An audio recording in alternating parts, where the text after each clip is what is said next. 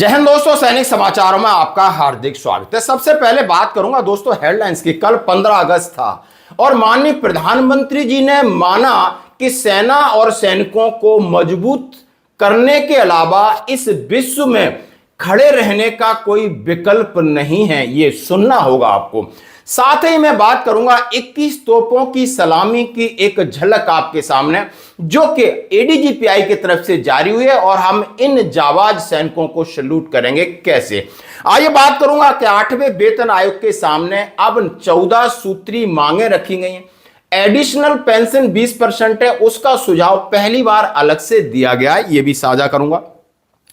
जंतर मंतर पर one rank one pension की विसंगति को लेकर मेजर जनरल सतवीर साहब वहां पर पहुंचे, उन्होंने ध्वजारोहण किया और कौन सी बड़ी मांग है आखिर जिससे हमारे जवानों का हो फायदा, उसके ऊपर चर्चा करूंगा। साथ ही दोस्तों 5 सेना के जवान अभी भी हैं लापता, भगवान से करो प्रार्थना। दोस्तों कल एक बहुत बड़ा तांडव था अरुणाचल के अंदर और मैं जाट रेजिमेंट के क्वार्टर गार्ड की ड्रिल दिखाना चाहता हूं जहां पर 15 अगस्त मनाएगा। आइए दोस्तों, सबसे पहले मैं 21 तोपों की सलामी का एक वीडियो आपके सामने रखना चाहता हूं जहां पर आप देख सकते हो इंडियन फील्ड गन 105 mm और किस तरीके से किस ड्रिल और डिसिप्लिन के साथ फायर कर रहे हैं। जीपीओ साहब उनको आदेश दे रहे हैं, ट्रुप लीडर इंश्योर कर रहे हैं और नंबर 1 फायर कर रहा है। यह नजारा है और पीछे एक ध्वनि चल रही है हमारे राष्ट्रगान की, यानी किले के पीछे से शायद इन्हें कोई देख नहीं पा रहा हो, हम आपको दिखा रहे हैं। सेना ने कहा है देखिए रेजिमेंट ऑफ आरटी की यह डिटैचमेंट, एक बैटरी किस तरीके से 15 अगस्त के दिन 21 तोपों की सलामी देती है। तो ये आपने दृश्य देखा। माननीय प्रधानमंत्री जी ने क्या कहा, यानी विश्व में यदि हमें अपना स्टैंड लेना होगा तो हम इसके लिए अब जरूरी है कि सेना मजबूत हो और सैनिक मजबूत हो। जरा बात कर रहे हैं टेक्नोलॉजी की, बात कर रहे हैं। उन्होंने कहा है हमारे ड्रोन हो, काउंटर ड्रोन हो, रेडार सिस्टम हो, सुपरसोनिक मिसाइल्स हो, मतलब हमारे पास ऐसी टेक्नोलॉजी हथियार हो यानी जिसका कहीं तोड़ नहीं होना चाहिए और यह बहुत बड़ा कहते हैं ना सरप्राइज होना चाहिए। क्यों कहा, उन्होंने शायद अपना अनुभव अब जाहिर किया है कि विश्व में हम कहीं जाते हैं हमारा स्वागत होता है और हमें नाच गाने होते हैं, वहां के राष्ट्राध्यक्ष गले मिलते हैं, लेकिन कोई मतलब नहीं। जब ऑपरेशन सिंदूर था, सबसे विश्वसनीय अमेरिका ने आपका कितना साथ दिया और उसके बाद हमारी कितनी किरकिरी की। उसके बाद जैसे ही अमेरिका का रुख बदलता है, बहुत सारी कंट्रीज हैं भारत की तरफ से मुंह मोड़ लेते हैं, ये भी आपने देखा। अब वो क्या कह रहे हैं कि यानी विश्व के जितने देश हैं हमें सिर्फ बाजार समझते हैं, यानी बाजार वो चाहते हैं हमारे प्रोडक्ट से इंडिया खरीदे। बहुत बड़ा देश है, यहां गरीबी भी है, हर प्रकार के लोग हैं और बस हमारे लिए ये पैसे का साधन बने हुए, मतलब वो फील्ड है जहां हम पैसा इन्वेस्ट करें और पैसा कमाएं, आपसे टैक्स लें। लेकिन अब शायद माननीय प्रधानमंत्री जी को महसूस हुआ है और देश के नेताओं को, शीर्ष नेतृत्व को समझ में आ जाना चाहिए कि आपके पास विकल्प सिर्फ और सिर्फ सेना है इस देश को बचाने के लिए, इस देश को आगे बढ़ाने के लिए। ये जब तक आप ताकतवर नहीं होगे आपके घर में कोई भी घुस सकता है और जैसा आपने देखा होगा हर कोई अपने मतलब से इस्तेमाल करता है। माननीय प्रधानमंत्री जी को शायद ये बात बहुत देर में समझ में आई। मैंने पूरा भाषण देखा तो सेना के लिए जो उन्होंने इस तरीके का एक वर्ड बोला मुझे बड़ा अच्छा लगा। शायद हमने की देर आए दुरुस्त आए, मैं कहूंगा।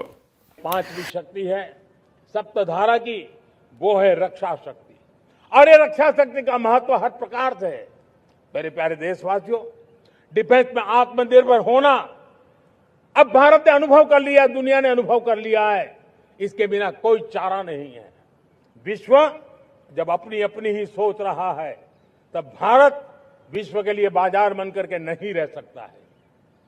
हमें डिफेंस के क्षेत्र में आत्मनिर्भर होना होगा। Next generation defence technology develop करके हमें ग्लोबल सप्लायर बनने की दिशा में हमें लक्ष्य लेकर के चलना है। हमें ड्रोन, काउंटर ड्रोन सिस्टम को विकसित करना होगा और हाइपरसोनिक डिफेंस टेक्नोलॉजीज, उस पर हमें लीडरशिप लेनी होगी। साथियों, साइबर सुरक्षा भी आज हर घर के लिए एक समस्या बन रही है। वो भी एक रक्षा का क्षेत्र है जिसमें हमारे युवाओं की जो सामर्थ्य है, उस सामर्थ्य का उपयोग हम देश के और दुनिया के लिए कर सकते हैं।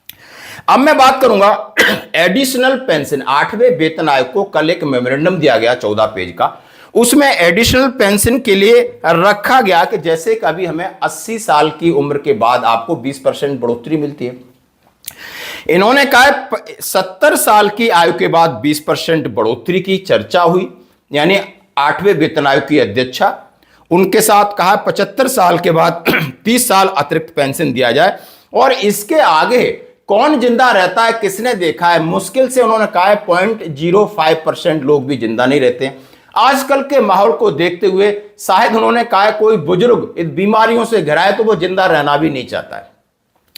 इसलिए आपको एक मानवीय पहलू देखने के अलावा ध्यान में रखते हुए 20% अतिरिक्त पेंशन की जो मेहरबानी है उसको आप 80% के बजाय 70% के बाद आप कर दीजिए। 75 तक कोई जिंदा होगा 30 कर दिए, 80 के बाद 50% कर दीजिए। इससे ज्यादा आपने जितना 100% पे 100 साल की उम्र में उनको 100% पेंशन मिलेगी, वो सिर्फ किताबी है, जमीनी नहीं। तो आपकी इसके ऊपर क्या राय है और ये किसने दिया, मैं बात करूंगा पूर्व एडीजी एचआर सिंह के नेतृत्व में अर्धसैनिक के 3 सदस्य प्रतिनिधि मंडल ने 8वें वेतन आयोग की अध्यक्षा न्यायमूर्ति रंजना प्रकाश देसाई से मुलाकात की और 14 सूत्री ज्ञापन दिया। अब मैं बात करूंगा, इनके महासचिव हैं Ranbir Singh, paramilitary welfare association, और लगातार दोस्तों संघर्ष करते हैं। मैं इन्हें पक्का पूरा फॉलो करता हूं, अपने जवानों के लिए इनके अधिकारी हैं। अब जवानों को उन्होंने कहा है उन्हें ओपीएस चाहिए, जवानों के लिए उस तर्ज पर उन्होंने कहा है 1 रैंक 1 पेंशन चाहिए, जवानों के लिए अर्धसैनिक वालों मिलिट्री सर्विस पे की बात कर रहे हैं, उनके लिए झंडा कोष की बात कर रहे हैं, उनके लिए जिस तरह जला सैनिक बोर्ड है आर्मी के उस तरह पूरा पैटर्न की बात कर रहे हैं। और इसमें ये 14 मांगों में उनका यही है, सबसे पहले पुरानी पेंशन से मामला शुरू होता है। और उन्होंने कहा है जो सेना के जवान उसी तरह हम संघर्ष कर रहे हैं, काम कर रहे हैं। और माननीय रक्षा मंत्री जी के उस कथन को उन्होंने कोट किया जिन्होंने कहा है कि उन्होंने तत्कालीन माननीय जब वो गृह मंत्री जी थे राजनाथ सिंह, उन्होंने सशस्त्र बलों के लिए मिलिट्री सर्विस पे की वकालत की थी। आज उनसे भी अनुरोध है कि यानी सरकार के सामने, यानी जब आप गृह मंत्री थे तब आपने मुद्दा उठाया, आप रक्षा मंत्री जी, तो दोनों चीजों को आप अच्छे से समझ चुके हो। तो दोस्तों ये मांगे आप देख सकते हो रणवीर सिंह को, जैसे टीम एडीजी एचआर सिंह द्वारा 8वें वेतन आयोग की चेयरपर्सन जस्टिस रंजना देसाई से मुलाकात कर सौंपा मेमोरेंडम, और उन्होंने अपने वहां से पोस्ट किया है और एक प्रेस रिलीज जारी की है। यानी 8वें वेतन आयोग की लड़ाई लगातार लड़ी जा रही है और इनके अधिकारी अपने जवानों के लिए लड़ रहे हैं। दुर्भाग्यवश हमारे आगे पीछे कोई भी नहीं है, अभी तक ऐसी कोई भी अपडेट नहीं है कि यानी हमारे पूर्व अधिकारी या सर्विंग अधिकारी या किसी ने भी सैनिकों के मुद्दों को रखा हो, बशर्ते एक पे कमीशन सेल से एक पीडीएफ है उसी को लेकर के लोग तमाम तरीके के कयास लगाए जा रहे हैं, लेकिन धरातल पर अभी कुछ भी चीजें आपकी रखी नहीं गई हैं और ना ही किसी प्रकार का आश्वासन मिला है। ये मैं आपके सामने क्लियर कर देना चाहता हूं। धन्यवाद। अब मैं आपके सामने रखना हूं 4080 दिन, आप इसको महीने में कन्वर्ट करो या साल में करो, यानी 365 दिन में एक साल होता है, तो 300 यह है 4080वां दिन है 1 रैंक 1 पेंशन के प्रोटेस्ट को लेकर के मेजर जनरल सतबीर साहब सेना मेडल अपनी टीम के साथ जंतर मंतर पर पहुंचे और उन्होंने वहां ध्वजारोहण किया और अपने पुराने सहपाठियों से चर्चा की, और लगातार वहां इनका एक डेलीगेशन जाता है, यानी इनकी प्रोटेस्ट है वो जारी है। अब मैं बात करूंगा 1 रैंक 1 पेंशन की विसंगति, यानी बहुत सारी विसंगति कहीं ना कहीं एडजस्टमेंट हो रही हैं और हो सकती हैं आपके OROP 4 के संस्करण में, लेकिन एक महत्वपूर्ण बात है, इंपॉर्टेंट बात है, वो हमारे जवानों के लिए, खासकर सिपाहियों के लिए, लेफ्टिनेंट के लिए, नायक के लिए, खासकर उन लोगों के लिए जिनकी 35 साल से 38 साल में रिटायरमेंट होके आते हैं। आखिर उन्होंने क्या गुनाह किया है कि आपने उन्हें OROP से वंचित कर दिया, और वो है प्रीमेचर रिटायरीज। हाँ जी दोस्तों, वो अपना प्रमोशन नहीं लेते हैं सेना में, वहां पर सेक्रीफाइस करते हैं, और देखा होगा वो अब ऐसे कंडीशन है कि वो MACP अनविलिंग कर देते हैं, तो उन्हें MACP का भी लाभ नहीं मिल रहा है। दुर्भाग्यवश सरकार ने 1 रैंक 1 पेंशन के पहले संस्करण में जब दिया तो आप समझ सकते हो कि 30 जून 2014 तक किसी भी प्रकार के रिटायरीज हैं, मेडिकल बोर्ड से हैं, कलर सर्विस अपन बोलते हैं या प्रीमेचर है, जो भी उन सबको 1 रैंक 1 पेंशन OROP 1 में शामिल किया। और उसके बाद 7 नवंबर 2015 को एक पॉलिसी बना देते हैं और उसमें कहा गया है कि 1 जुलाई 2014 के बाद आने वाले प्रीमेचर रिटायरमेंट यानी अपने रैंक की पूरी सर्विस न करके आने वालों के लिए आपने ओआरओपी का दरवाजा बंद कर दिया। और ओआरओपी के दरवाजा बंद करने से अभी तक हम समझ सकते लगभग 3 से 4 लाख हमारे सैनिक बहुत परेशान हैं। यानी एक तो जल्दी रिटायरमेंट आना, छोटे रैंक में रिटायरमेंट आना, एमएससीपी का फायदा न होना, यहां पर उन्हें सरकारी नौकरी न मिलना, आप समझ सकते हो उनकी लायबिलिटीज यानी पीक पर होती हैं। और उन्हें ये जिम्मेदारी निभाने के लिए यानी कहीं ना कहीं एटीएम का गार्ड करना पड़ता है, कहीं ना कहीं किसी की चाकरी करनी पड़ती है, किसी नेता का गनमैन बन के घूमना पड़ता है। ये दुर्भाग्य की बात है। शायद सरकार के पास और थोड़ा बहुत बर्डन पड़ जाता और प्रीमेचर रिटायरमेंट आपने वैसे ही कम कर दिया, तो ये तो कोई तर्क नहीं है। हम उम्मीद करते हैं कि एएफटी का डिसीजन यानी डिस्क्रिमिनेशन जो था, आर्टिकल 14 का उल्लंघन था, उसके ऊपर सरकार विचार करे। नहीं तो पूर्व सैनिकों से फिर अनुरोध करता हूं कि जोर शोर से यह मुद्दा जमीन से लगाकर न्यायालय तक हमें उठाना चाहिए। धन्यवाद दोस्तों। अब मैं बात करूंगा 5 जवानों की। हाँ जी दोस्तों, जैसा कि आपके सामने एक दुख भरी खबर है, यानी 5th ग्रेनेडियर के 2 शेल्टर कल बह गए थे। यानी पासू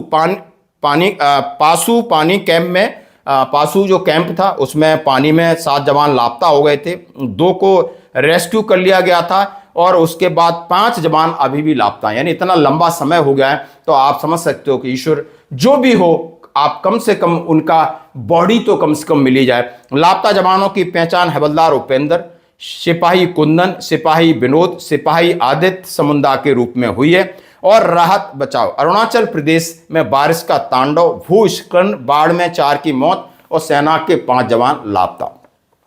यह खबर हमने शाम को आपके सामने रखी थी। हमने सवेरे देखा कि कोई उम्मीद की किरण बची हो। सवेरे उठते ही 4:30 बजे हमने खगाला, लेकिन कोई अच्छी अपडेट नहीं आई। बड़ा दुख हुआ। हम आपके साथ शेयर कर रहे हैं। हम ईश्वर से प्रार्थना करते हैं कि आप समझ सकते हो कि कम से कम कुछ न कुछ उम्मीद या आशा की किरण अभी भी बनी है।